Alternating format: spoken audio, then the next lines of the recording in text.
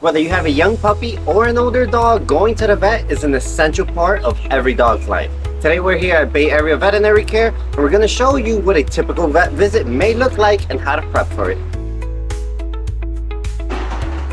First and foremost, it should go without saying, but make sure you have your dog on leash. It's important to understand that not every dog is friendly, and if they're here, it's because they're likely sick. Second thing your dog is going to have to get comfortable with at the vet is actually hopping on the scale. Here's exactly how we get your dog comfortable. So the first thing we're going to be doing is using your dog's rewards to guide them onto the scale. The best part is Bay Area Veterinary Care actually has non-slip mats on their scales, making it 10 times easier for my dog to get comfortable hopping on and off. But as you can already see, Oz is already relatively fluent and comfortable getting on and off the scale, so let's show you what's possible with a dog that isn't that comfortable. Here we're using her rewards to guide her onto the scale. Once she's actually on the scale, I'm going to let her know she's a good girl and reward her a couple times. Now, after rewarding her on the scale, I'm going to allow her to get off the scale so she doesn't get overly stressed. I'm going to repeat the process and notice how I have her on leash. That's to prevent her from backing away and to also guide her if she needs any extra guidance. Now, if you repeat this a couple times consistently with your individual dog, after a couple repetitions, you'll have a dog that wants to hop on.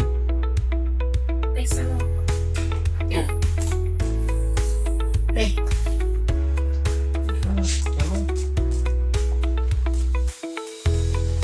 Always remember that if this is your dog's first time, this is a new experience for them, make sure you get them comfortable actually walking into the room. It can be a scary experience for many dogs, so just make sure you reward them and get their attention so that they feel comfortable in the new environment. All right, so I'm here with Dr. Muller of Bay Area Veterinary Care. He's going to show us what a typical exam may look like. Hi, I'm Dr. Muller. We're going to perform our first exam. The better behaved the animal is, the more work we can get done here. We're going to do this very slowly and very simply to not stir up any anxiety or undue stress to the animal. We'll start with the head. Look at our eyes. Look at our teeth and gums. Make sure they're good on both sides. Next, we'll feel for some lymph nodes. Let's look into these ears. Good job, good. Alright. Another stressful point is the feet. So we will slowly make a lot of contact and work our way down. Good job. Yes. Let's calm them. Good. Let's take a quick listen.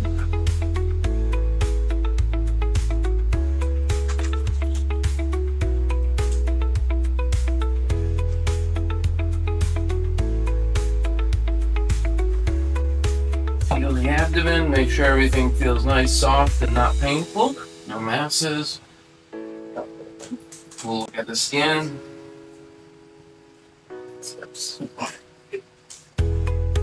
And oftentimes we'll perform a little bit of an orthopedic exam to make sure that these limbs are not feeling any pain, crepitus, and testing good range of motion.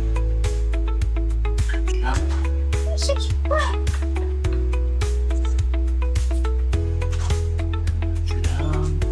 Awesome. We did really great for our exam today. Good job, kiddo. Good job. You did it. You're the list. You did. Alright guys, so the best way to prepare for your dog being handled, it's actually not waiting till you get to the vet. It's beforehand. Proper preparation prevents postponement, so make sure you practice a couple things at home. First and foremost, you want to get your dog comfortable having his muzzle and teeth checked. Easy things you could do is checking his muzzle, making sure he gets comfortable, good, and that he's not fighting it. Once he stops, if he's not restraining himself or actively fighting you back, make sure you reward him and let him know he's doing an awesome job. It's gonna come moments where he may wanna come back, wiggle around. Your job is to make sure that you understand where he's currently at. If he tries wiggling around, all I'm really going to do is hold a little bit of pressure. He's gonna alleviate. There's gonna come a moment where he's settled out, relaxed. I let him know he's doing a good job. I reward him, and guess what happens? My hand goes away. So, check out his teeth. Good. Check out his ears. Good. all that good stuff, making sure that he is comfortable at home. Because if he's not comfortable at home, there's no way he's going to be comfortable with a complete stranger touching him and checking him out. Second thing you want your dog comfortable with is actually being restrained. This is something that's not normal and natural for many dogs, especially if you're bringing him to a complete stranger. So make sure that you practice holding him and then rewarding him and let him know he's doing an awesome job. This is totally different than actually hugging your dog and being snuggly, because this is a restraint where your dog may want to get out of, and I have to teach him, just relax, settle down, it's going to be all right, and it's not that stressful. So I hold him, go there. If you're practicing this by yourself, it's a little more difficult. You could also practice this with a partner where you're holding your dog and the partner comes in and just rewards him. Making sure that you're giving your dog feedback for being a good boy and actually not trying to get out your... Alright guys, so now we're going to go over through some rapid fire Q&As. That way you have a good understanding of what you should know regarding your dog from a medical perspective as well as a behavior perspective. So let's get right into it. My first question for Dr. Muller is going to be, what are the top 3 things you wish everyday dog owners knew when they came to vet care and their dog? I think number one, especially in the state of Florida, is prevention. We are kind of the capital of heartworm disease. We tend to find a lot of animals that aren't on prevention for different reasons, whether they think it's poison or whether they think it's not necessary. I have seen a lot of heartworm cases, and that's not an organ that you want to play with or have damage to, because that can affect their overall long-term longevity and also cause a lot of complications with coughing that makes owners quite poor. I think secondly, establishing care with a primary veterinarian is quite key. These animals age a lot faster than human beings, and a lot of animals we're seeing haven't been to a veterinarian in years. So in comparison, that could be a good decade for us not seeing a medical professional. Establishing care will let your veterinarian be able to identify problems that you may not have been trained to identify, and again, to keep that animal's quality of life as best as possible and increase that longevity of the animal and that family member for you. All right, my next question is, being that when owners come in, a lot of times they're anxious because of their dog's health. They don't know if their dog is going to be okay or not. Their dog is feeling sick. Their dog is also feeling anxious. Seems like a recipe for stress. But with that being said, how are you able to alleviate some of that stress, even though sometimes it's just not possible in your line of work? Right. I think it's quite important, first and foremost, to speak with the owner and grasp the situation and listen to what they have to say. Second is to try to get the owner to understand the situation so they're not so anxious. Owner's perception on the situation, dogs feed off of that kind of energy, and when we're able to kind of understand and get a grasp on what's happening and alleviate some of that from an owner standpoint, in turn it can help with the dog, and the dog can feel those types of emotions from their owner. I think after that, it's a slow introduction to handling the animal, letting the animal explore the room a little bit and explore who we are before we explore them by doing that exam. In turn, and in saying that, it doesn't always work. Sometimes the stress levels of these animals are just so high that you're not going to be able to do what you need to without some kind of either physical or chemical restraint. What would you say are your top tips for weight management? As you know, weight plays a major role in the well-being of a dog. And the last thing we want is an oversized potato. Definitely. No, it really, as far as its importance, can change the lifespan of an animal. They have been shown in black labs specifically that you can, on average, extend an animal's life by 2 years just by being in proper body condition score. So it is very, very important for me and for my patients to be in that condition, because they will live a better life for that. Exercise is a big one. We alluded to a little bit earlier, we're not getting these animals out enough, whether COVID had an influence on that or not, but exercise, very, very important. And then it comes down to calories. We have to remember that these aren't human beings that need 2,000 calories per day. We feed a lot of treats, big treats that are there. What I try to focus in on are things that aren't calorically dense, but nutrient dense. Cucumbers, blueberries, a lot of things, again, carrots, things that they can eat and enjoy, but aren't getting all the calories from that, and hence getting overweight and in high body conditions for them. Awesome. If somebody does have an overweight dog, what would you say is the first step to getting them on that healthy track?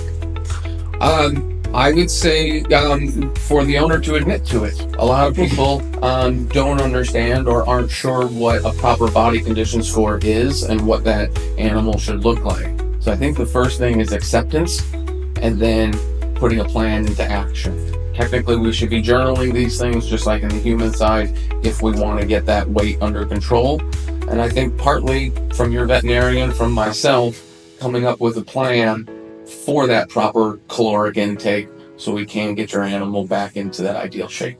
Awesome. So my next question is going to be, what roles does sedatives play whenever you're working with either fearful, anxious, or aggressive dogs in your clinic? Yeah, it kind of depends on where in the line you're talking of. Before the exam, during the exam, or when we're trying to perform certain procedures on an animal. Before the exam, yeah, if we're very, very anxious and we can't sit still, it really makes it difficult for me to do my job and get a good exam done so I could tell you the information of why your animal is feeling a certain way. So we go into the ideas of nutraceuticals and pharmaceuticals. There's a lot of different pheromones that we can start with. If that's not quite cutting it before the exam, then we could venture into some more of the pharmaceuticals to slightly sedate so we can perform that good exam on a more healthy basis. If we are getting more into the treatment side of things and pain management, there are different combinations of medications that we use in order to be able to perform that, from immobilizing them completely to just a very slight sedation so they're not wanting to jump out of our hands when we're trying to perform something or do a better exam itself. Awesome. All right, guys. So that was a little bit about the medical side. Let's dive a little deeper into the behavior side of taking your dog to the vet. Question for you, from a behavior side point, because we get different opinions from owners when we have to use some kinds of restraint. But the use of muzzles, what is your opinion on that for dogs? Yeah, I think the use of muzzles are totally great. I really don't have anything negative about them. I think if two things. One, you want to introduce them accordingly. I think the biggest mistake owners do is they go, I need to have this procedure done. I need to put the muzzle on you at this very moment, instead of prepping for the dog for that specific situation. I always tell every single one of my clients, proper preparation prevents poor performance. Don't wait till the moment you need something to happen with your dog to work on it. Work on it beforehand so that when you bring out the muzzle, your dog is shoving his face in there because he loves it. So another common problem that we run into from our side are nails. We see a lot of issue as far as handling the paws, doing nail trims, and we get the downside of it where we get nail avulsions and they're bleeding, things that I look at as being quite more preventative than reactive. What are some tips as far as getting an animal used to, as far as the training aspect of trimming nails and handling the paws so you can clean them properly? Yeah, I think the first step is starting as soon as you get your dog. I think a lot of people, like I mentioned before, a lot of people wait a little too late before working on something. The moment to work on it is before you need to work, I mean, before you actually need it. So first thing I would do is get my dog comfortable, understand where he's at. If he's struggling with just me grabbing his paw, if he's struggling with the nail, the clipper actually touching his nail, based off that, I'm going to work on where he struggles the most. So if he struggles with just me grabbing his paw, I'm at ground zero going, hey, I have to get you comfortable. Just me physically holding your paw, restraining it, having you not move. Once I see that you're 100% comfortable with that, then I take it to the next level. Okay, cool. You're not moving. I'm able to hold your paw. You're comfortable with me holding it. I bring the clipper in. If I'm able to clip your nail and I have that relationship with that dog, then awesome. If not, then I understand that, okay, I have to work on this. Something I have to teach the dog is, hey, this nail clipper is going to come in here. It's not a big deal. And you get rewarded at the end of the day. But a lot of it is teaching my dog two things. One, good things happen at the end. Nothing scary is going to occur through this. But two, certain things in life are going to happen. And it just has to happen, right? Sometimes you don't want to get your nails clipped. But sorry, buddy, you have to get it clipped either way. Does that make sense? It does. It does. I think it is a stressful situation for them at first, but with what you're talking about can bridge that gap and make them a lot more comfortable for it. One question that I have, and we see a lot of this, is that sometimes this does happen where an animal has a bad experience at the vet. Makes owners even more anxious to bring them there. What can owners do to alleviate some of their pets' anxieties before this happens again? Yeah, I think a couple of things owners can do is, first and foremost, Build value in an activity your dog enjoys, so make sure that you have a form of something that your dog enjoys doing with you. That's the first thing I start off away from the vet, so that once I build enough value in something my dog enjoys doing, I bring that valuable interaction that my dog enjoys into the environment where he struggles with. Sometimes when I bring him into that environment, I don't do anything. I'm not bringing him to the vet to get checked in. I might just bring him to the vet. For example, just give him a couple of treats, walk in and out. That might be a training session there. A lot of it is teaching and conditioning my dog to understand, hey, this place doesn't always predict something scary, which a lot of times, based off your line of work, it's going to happen. Sometimes you have no other choice but to give him an injection, but I want to make sure that I balance it out and teach my dog, hey, I come in here, nothing negative is going to happen, good things happen, let's just leave.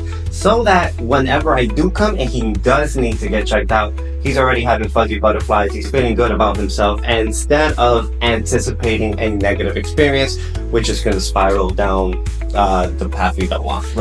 Right, exactly. Alright guys, I hope you guys enjoyed a lot in today's video, but remember, if there's anything you took away from today's video, make sure you prepare before you actually put your dog in that specific situation. Don't bring your dog to the vet if you're not just preparing and hoping for the best. Make sure you work on it at home, and then come have happy visits. Again, just walk in, reward your dog, work on what your dog needs, so that when you come to the vet, everything is smooth sailing.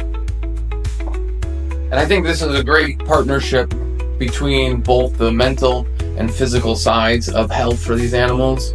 If we can build up the mental side and we can help from the physical side, we will be able to increase these animals' quality of life. Again, guys, my name is Brian with Awoken K9. If you guys need help training your young puppy or older dog, feel free to visit us at awokenk9.com. And I'm Dr. Muller with Bay Area Veterinary Care. If there's anything you guys need, please don't hesitate to give us a call.